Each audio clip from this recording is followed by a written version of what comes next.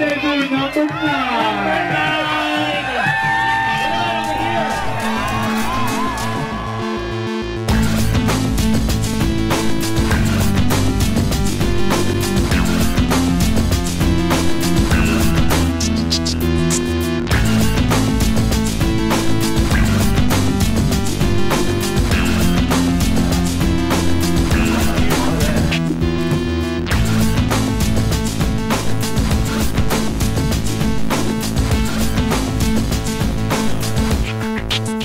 I don't know how many festivals you've been to, but this is by far the best dyno comp in the damn country, baby.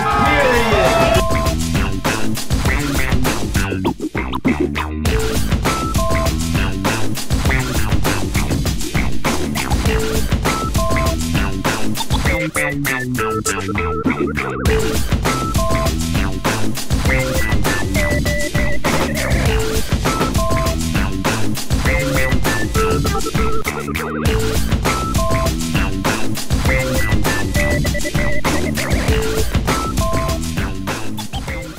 Definitely been super psyched on the shoe, mostly because of the comfort level with the high performance kind of. So Chris, in terms of the material used for the shoe, I know there's a synthetic and leather combination. Can you speak to that for a little bit? I'm just kind of curious of why we would combine both. Yeah, well, I mean, to have the inner lining be leather, I think it really gives like a really good fit. It really feels nice on the foot, and it also really, I think your foot really grabs to the leather. Also, it cuts down on foot odor.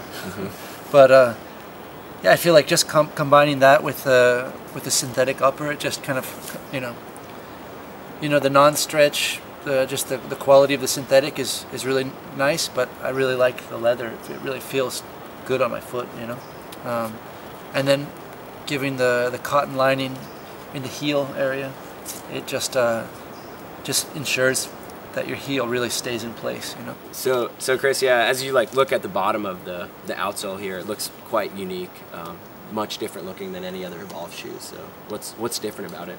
Well, I mean, in particular, we have the two-piece outsole and the wraparound slingshot rand that really helps to lock your heel into place and really pulls the arch up into giving a really snug fit. So I feel like that's a really key element in just transferring the power from the heel into the toe box, Cool. So it just really giving it a powerful fit and a really snug fit. So one thing I'd just like to talk about too is that people look at this shoe and they think, they're like, wow, that's a super aggressive shape, and they might be almost like scared of it. But I think people, when you realize that it's actually not necessarily as aggressive as it might look, this love bump is not necessarily making it more downturned.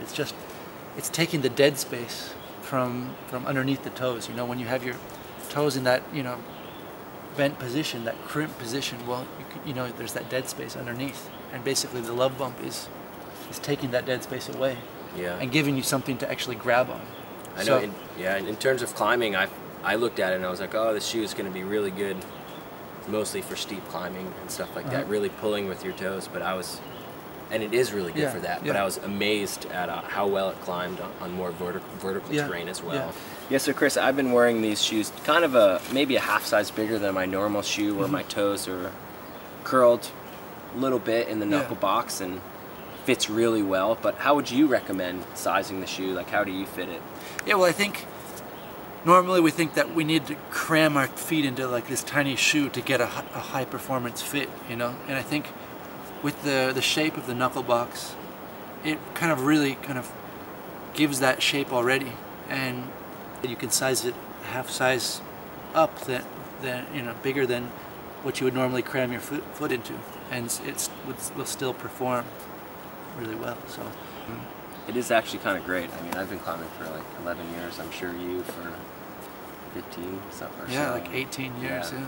And it's kind of, over the years, my feet have started to hurt from really cramming my feet into small shoes, and it's nice to be able to have a shoe that doesn't sacrifice the performance that your shoe is actually comfortable in. Foot's actually comfortable in. Yeah, I mean, I think I think the Shaman actually performs almost better when you don't cram your foot painfully into it, because it already, like I said, it has the made shape for your toes to be in that powerful position. So it's it's pretty much just the ultimate shoe. Yeah.